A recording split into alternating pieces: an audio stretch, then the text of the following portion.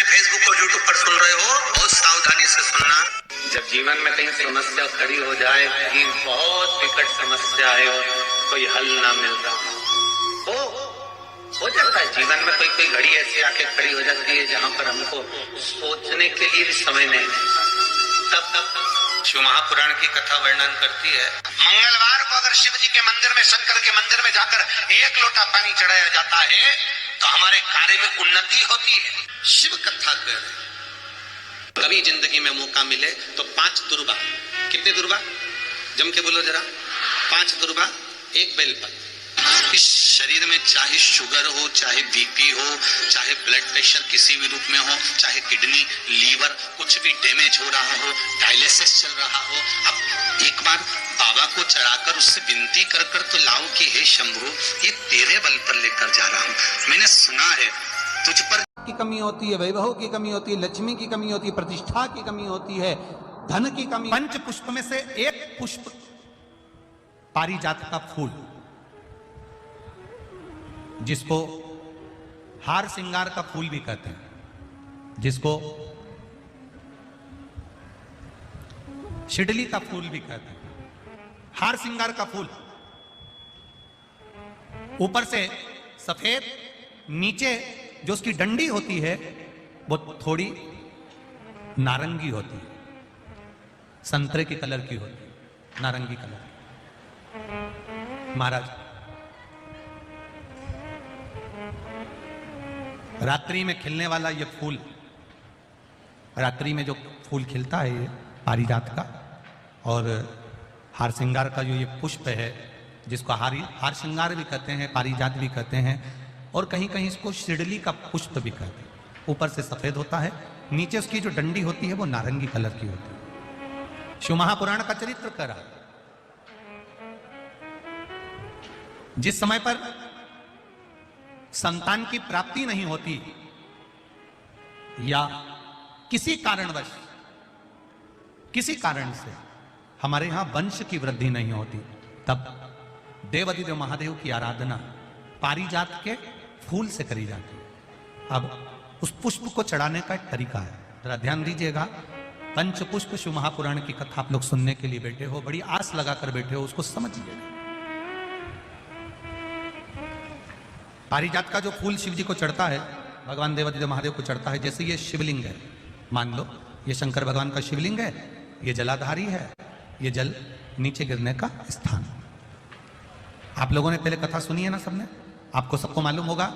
Right में गणेश जी का स्थान, लेफ्ट में कार्तिकेय का स्थान, बीच में अशोक सुंदरी की जगह। जहां पर यह शिवलिंग रखा है वो माता पार्वती जी का हस्त कमल, शिवलिंग के रूप में, शंकर भगवान के रूप में यह शिवलिंग है। ऊपर से जो एक एक बूंद जलाधारी नीचे गिरती है वो शंकर भगवान की 5 लड़कियां, जया, विषहरा, शामली बारी, दौतली और देव, ये शंकर जी की 5 बेटियां। वंश वृद्धि के लिए, कार्य सिद्धि के लिए, वैभव प्राप्ति के लिए, या अपने हृदय की सुख समृद्धि के लिए, संतान प्राप्ति के लिए पारिजात हार श्रृंगार के फूल की शिव जी को आराधना होती है। हार श्रृंगार का जो पुष्प होता है, अशोक सुंदरी वाली जगह पर हम पारिजात के पुष्प को समर्पित करते हैं। उसकी डंडी का जो मुख है वो शिवलिंग की ओर होता है जब हम अपना सुख सुंदरी पर चढ़ाते हैं, और फूल का मुख इधर होता है। वापिस उसी पारिजात के पुष्प को उठाकर हम माता पार्वती जी के हस्त कमल पर, जो गोल हस्त कमल है, वहां समर्पित करते हैं। उस जगह पर माता पार्वती जी की ओर से जो पुष्प समर्पित किया जाता है, उसकी डंडी पारिजात की हमारी ओर होती है, पुष्प का मुख महादेव की ओर होता है। तीसरी जगह जब हम पारिजात के पुष्प को अशोक सुंदरी पे से उठाकर जगत जननी के हस्त कमल पर रखते हैं, हस्त कमल पे से उठाकर देवाधिदेव महादेव के शिवलिंग पर रखते हैं, उस समय पर पारिजात के पुष्प की डंडी शिवलिंग के ऊपर होती है और फूल का मुख अपनी ओर होता है। इस जगह पर पारिजात के पुष्प की डंडी के केसर से ही महादेव को त्रिपुंड लगाया जाता है और महादेव से प्रार्थना करी जाती है। अब पारिजात के फूल का केसर कैसे बनाना है वो भी एक बार आप लोग अच्छे से समझे। जैसे मान लो अभी पारिजात का तो फूल यहां पर नहीं है, पर आप टीवी पर दर्शन कर रहे होंगे, पारिजात पुष्प की जो पीछे की डंडी होती है, फूल सफेद और पीछे जो डंडी होती है नारंगी कलर की, केसरिया कलर की, उसको तोड़ लिया जाता है। तोड़कर ऐसी 25-50 फूल की पीछे की डंडी को तोड़कर उसको रख दिया जाता है। उसको धूप में नहीं सुखाते, केवल घर में उसको एक कटोरी में या थाली में रख दो, वो धीरे धीरे सूख जाएगा। सूखने के बाद उसको पीस लो, पीसकर उसका चंदन तैयार हो जाएगा पारिजात फूल की उस डंडी का। और जिस समय वंश के लिए, सिद्धि के लिए, कार्य सिद्धि के लिए या वैभव प्राप्ति के लिए हम पारिजात का पुष्प देवादिदेव महादेव को समर्पित करते हैं, उस समय इसी को पानी में घोलकर देवादिदेव महादेव को जब आप लगाएंगे तो जैसे केसर घुलती है, केसर का जैसे कलर होता है, केसर जैसी सुगंध करती है, वैसे की वैसे ही ये पारिजात की जो डंडी आप लोगों ने सुखाई है, वही डंडी का जो चंदन बनाया है, शिव जी को लेपन करा है, उस समय पर अपने हृदय की बात आपने जो देवादिदेव महादेव को कही है, बस वही सुगंध हमारे जीवन में आना प्रारंभ हो जाती है। वो पारिजात हार श्रृंगार। अब जरा ध्यान दीजिएगा, हार श्रृंगार के पुष्प, पारिजात का जो पुष्प है, सोमवार की अष्टमी पड़ने पर यदि हम देवादिदेव महादेव की पारिजात के फूल से आराधना करते हैं, स्मरण करते हैं, तो उसका फल भी हमें अधिक प्राप्त होता है। पारिजात का पुष्प, हम तो यहां तक कहेंगे अगर आपके यहाँ हार श्रृंगार का पेड़ लगा हो, पारिजात का पुष्प यदि आपके यहाँ होता हो, रात को खिलता है, सवेरे मिलता है, ऐसा पारिजात का अगर वृक्ष आपके यहाँ लगा हो तो प्रयास करना। 12 महीने शिवरात्रि आती है, बोलो आती कि नहीं आती? आती है ना 12 महीने। 12 महीने शिवरात्रि आती है। कैलेंडर पर एक गोला बनाकर रख देना कि हमको ये शिवरात्रि आई है, हर महीने की शिवरात्रि तुम्हारे ध्यान में रहेगी। एक पारिजात का पुष्प, हार श्रृंगार का पुष्प, एक अगर देवादिदेव महादेव को आपने चढ़ाना चालू कर दिया, समर्पित करना प्रारंभ कर दिया, तो आपको पीछे पलट कर देखने की जरूरत नहीं पड़ेगी, महादेव हाथ पकड़ ही रहता। पारिजात का पुष्प सफेद कलर का पुष्प है, आप टीवी पर दर्शन कर रहे होंगे, केसरिया कलर की, नारंगी कलर की उसकी डंडी है, भगवान शिव को समर्पित पारिजात। जब हम देवादिदेव महादेव को जल समर्पित करते हैं, भगवान शंकर को जब हम जल चढ़ाते हैं, उस समय पर भी भगवान को, अगर तुम्हारे पास में थोड़ा सा पारिजात की जो डंडी है सुखाई है, आपने पारिजात फूल के नीचे की जो डंडी है उसको तुमने सुखाकर अगर चंदन बनाया है, तो वो चंदन आप प्रतिदिन भी देवादिदेव महादेव को समर्पित कर सकते हो। पारिजात पुष्प। एक बात और हमारे स्मरण में रहे, भगवान शिव को जो ये 5 तरह के पुष्प समर्पित करे जाते हैं, इन पुष्पों की डंडी जो पीछे लगी होती है, इसको तोड़ा नहीं जाता शिव जी को चढ़ाते समय, इसका स्मरण आपको रहे। 3 शिवालय ऐसे हैं जहां पर पारिजात के पुष्प को समर्पित कर देने से, भगवान शंकर को अगर पारिजात का पुष्प समर्पित किया जाता है तो मनवांछित फल की प्राप्ति होती है। पहला, मां नर्मदा से निकला हुआ कंकर नर्मदेश्वर महादेव।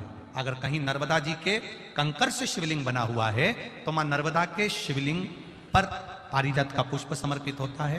दूसरा, जो शिवालय एकांत में हो, एकांतेश्वर महादेव जो एकांत में बैठे हो, भले ओटले पर बैठे हो, अकेले बैठे हो, एकांत में बैठे हो, वो एकांतेश्वर महादेव पर भी पारिजात का पुष्प समर्पित कर देने से, अगर कोई अदालत का कोर्ट केस होता है तो बाबा देवादिदेव महादेव का मात्र पारिजात पुष्प का स्मरण या उसको समर्पित कर देने से भी फल की प्राप्ति होती है। तीसरा, ऐसा शिवालय जो नदी के तट पर हो, सरोवर के तट पर हो, कुंड के तट पर हो, बावड़ी के तट पर हो, कुएं के तट पर हो। आप सब लोग तो ग्रामीण क्षेत्र के निवासी हैं और जितने लोग भी कथा सुन रहे हैं आस्था चैनल पर, फेसबुक, यूट्यूब पर, सबके स्मरण में होगा, पहले हमारे जो पूर्वज होते थे वो कुआं बावड़ी के पास में शंकर जी का शिवलिंग रख देते थे। ध्यान में होगा, जिसको स्मरण में होगा उसको मालूम होगा। शिवलिंग लाते थे और जहां कुआं होता था, बावड़ी होता था, तालाब होता था, नदी होती थी, उसके तट पर, उसके पास में शिवलिंग रख देते थे। कारण क्या है? किसी जलाशय, कुआं, बावड़ी, तालाब, नदी, सरोवर, इसके पास में जो शिवलिंग होता है, उस शिवलिंग को बहुत सिद्ध करने की जरूरत नहीं होती। स्वयं गंगा मैया उस कुंड बावड़ी के रूप में रहकर शिवलिंग को सिद्ध कर देती है और वहां स्वयं विराजमान हो जाती है महाराज। वहां पर भी यह हार श्रृंगार पारिजात का पुष्प शिव को समर्पित किया जाए। 3 जगह ऐसी है जहां कभी मौका मिल जाए और तुम्हारे पास में पारिजात का फूल हो और कहीं तुम्हें मिल गया, तुमने आज्ञा ले ली हम ये पुष्प ले लें क्या, और लेकर अगर आपने चढ़ाया है तो उसका फल जरूर मिलेगा। पारिजात हार श्रृंगार का पुष्प। चंदन भी प्रयोग कर सकते हो, चंदन। महाराज शिव पुराण कह रहे हैं। आज की कथा को यहाँ पर ही विराम देते हैं। आपको कथा पसंद आए तो चैनल को लाइक करें, शेयर करें एंड सब्सक्राइब करें, बेल आइकन को प्रेस करें और वीडियो को ज़्यादा से ज़्यादा शेयर करें, जो हमारे प्रत्येक सनातनी धर्म के व्यक्तियों को प्राप्त हो सके और वह भी इन कथाओं को सुनकर पुण्य प्राप्त करें तथा अपनी अपनी परेशानियों को दूर करने के लिए पंडित प्रदीप मिश्रा जी के उपायों का प्रैक्टिकल करके अवश्य देखें। आपकी कोई परेशानी या दिक्कत हो या कोई प्रैक्टिकल समझ में नहीं आ रहा हो उपाय, तो हमें कमेंट करके अवश्य पूछ सकते हैं। कमेंट में हरि ओम, ओम नमः शिवाय या शिव महापुराण का कोई भी मंत्र, षटाक्षर मंत्र आप कमेंट में अवश्य लिखें। हर हर महादेव। बोलो श्री शिवाय नमस्तुभ्यम। ओम नमः शिवाय, ओम नमः शिवाय, ओम नमः शिवाय, ओम नमः शिवाय।